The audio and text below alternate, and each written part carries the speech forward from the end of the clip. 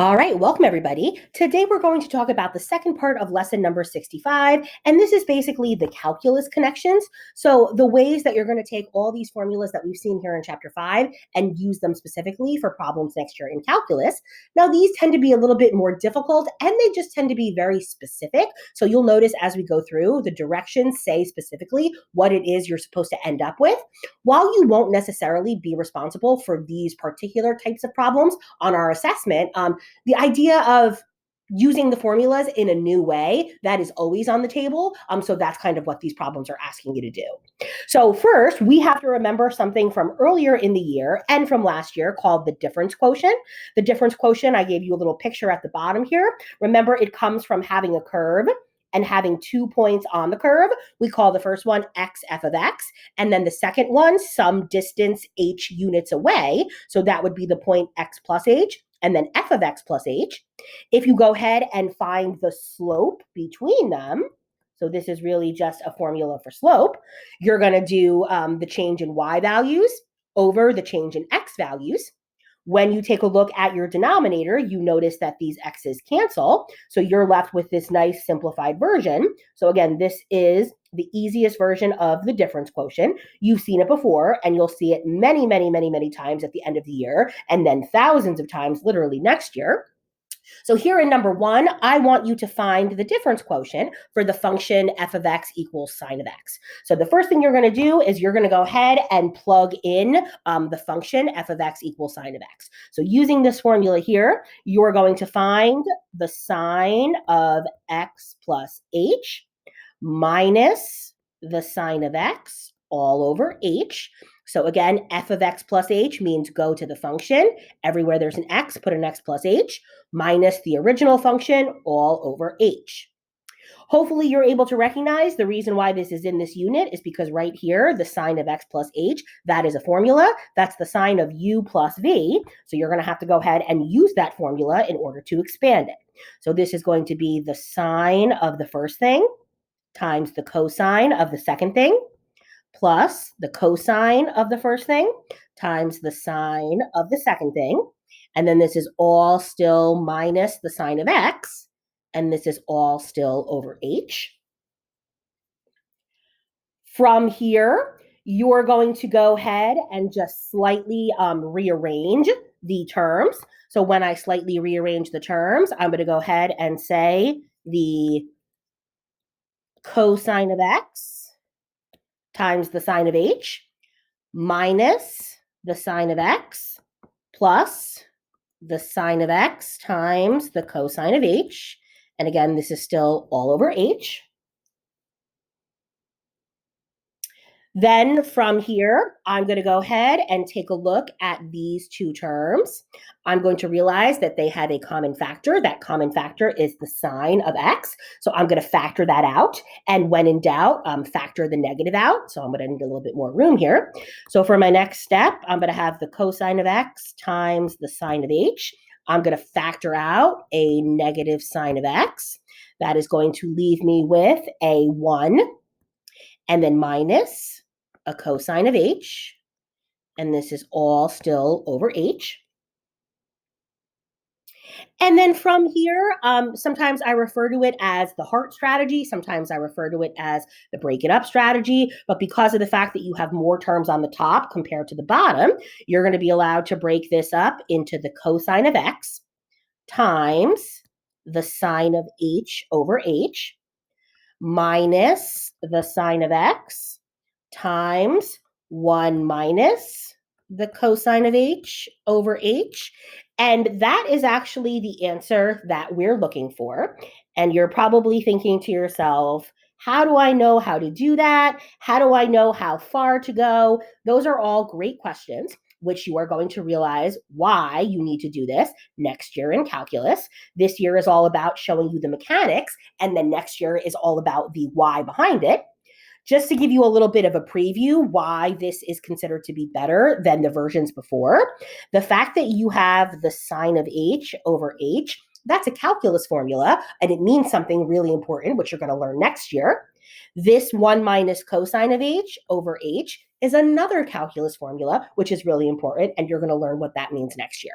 For now, even if you're not 100% sure why I wound up with this answer, as long as you understand the algebra behind it, that's really all I'm looking for so far.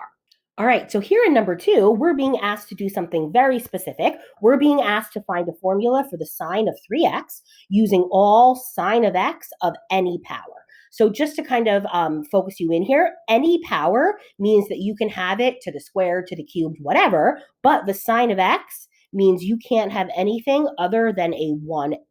So if you do, you have to keep applying formulas until you no longer have that and until you satisfy the requirement. So notice here the sign of 3x. So 3x is not on our formula sheet. What we want to do is break that 3x down into things that are on our formula sheet. And the easiest way for us to do that is to rewrite the sign of 3x into the sign of 2x plus x. Hopefully you would agree that 2x plus x is 3x. Could you do x plus 2x instead? Sure. But I just happen to choose this iteration. So then again, hopefully from here you realize this is your u and this is your v. So you're going to go ahead now and apply the formula of the sine of u plus v. So it's the sine of the first thing times the cosine of the second thing plus the cosine of the first thing times the sine of the second thing. So again, that's the sine of u plus v. Then hopefully you realize that in order to make this true, you have to make everything into signs. So everything that's a formula, you have the sine of 2x, and then you also have the cosine of 2x. So the sine of 2x, you only have one option. That's 2 sine x cos x times cos x.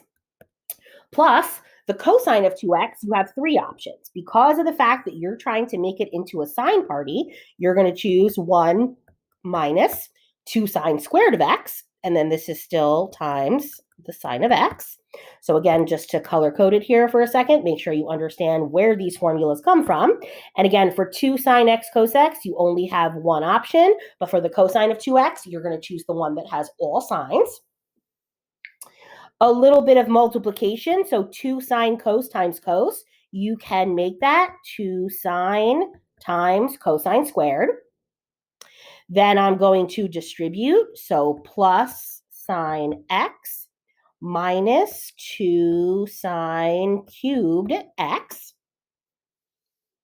We're almost there. My last issue is the fact that I have that cosine squared. I need to turn this into a purely sine problem. So I'm going to go back to one of my older identities, which is 1 minus sine squared.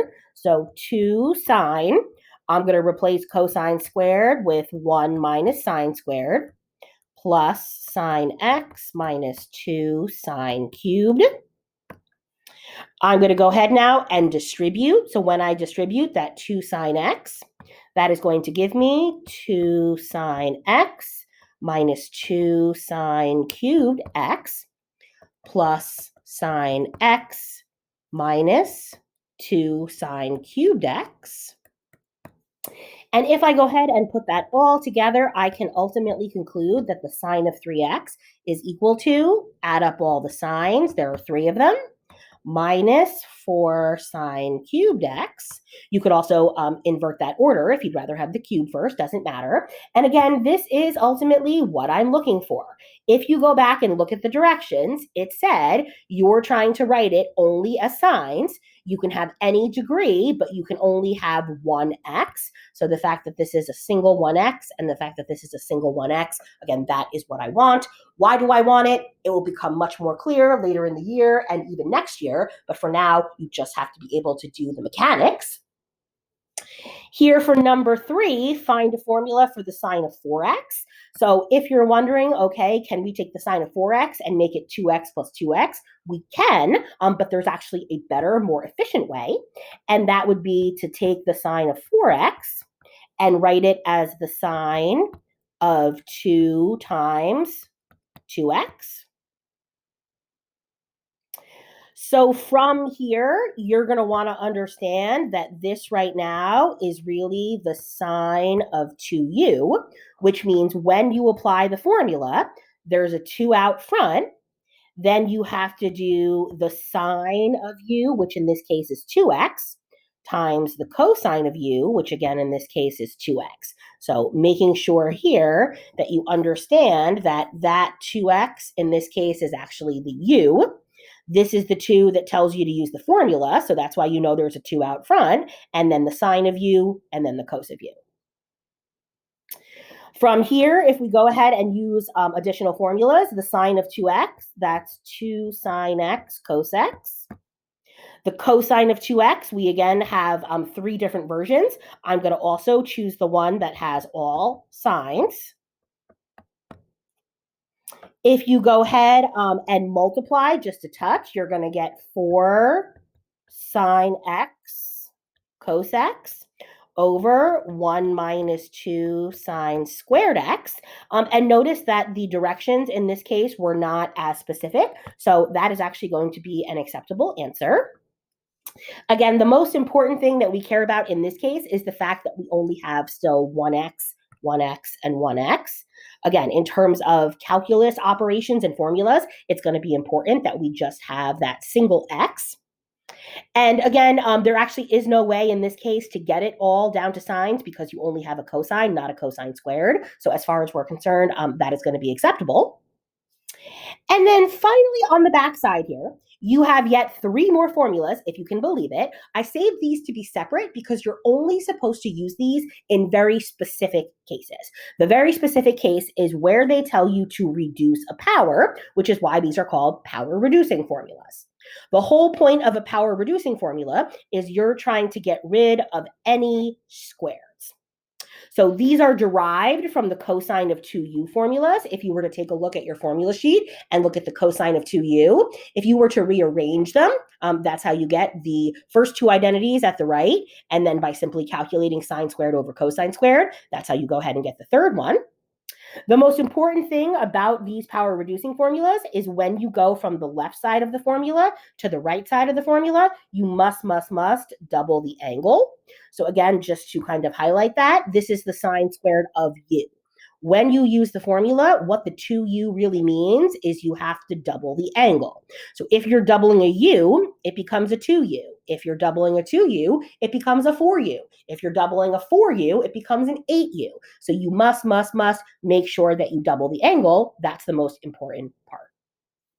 And so in our final 2 problems here, we're going to go ahead and use these new formulas and notice that this is called a power reduction. Again, you should really only using these formulas when it specifically says to do a power reduction. And the directions are again very specific. You're trying to rewrite each expression as the sum of first degree cosines of multiple angles. So you can only have cosine to the first power, but you can have it of 2x or 4x or any multiple angle of x. So the first thing we're going to do is we're going to employ the power reduction formulas, and we're actually going to do it twice, one for the sine squared and one for the cosine squared. When it comes to the sine squared, if you look above, according to the power reduction formula, that is equal to 1 minus the cosine of 2x over 2, where cosine squared of x is equal to 1 plus the cosine of 2x over 2. Now, a couple of things to point out here. So instead of using u's, obviously we're using x's. So the pink formula here is equal to the pink formula. And then the green formula is equal to the green formula. And then additionally, remember the most important part about using these formulas is you have to double the angle. So this x doubles to be 2x, and this x doubles to be 2x. So now from here, we have to clean up the algebra. So we're going to go ahead and multiply. When we multiply these fractions, we're going to do the top times top and the bottom times bottom. So 2 times 2 is 4. And then the nice thing about the numerator is that that's a pair of conjugates, or the difference of squares. So you're going to do the first, which is 1 times 1. Then you're going to do a negative cosine of 2x times a positive cosine of 2x. So that is going to give you a negative cosine squared of 2x. That was a nice, easy step, but we have a problem here. The problem is the fact that we do not want there to be a degree larger than 1. So we're going to have to take that squared and use the power reducing formula again. I'm actually going to do 2 steps at once here, starting with the fact that I'm going to factor out that 1/4. That's going to leave me with a 1 minus. And then I'm going to replace the cosine squared of 2x with 1 plus the cosine of 4x all over 2.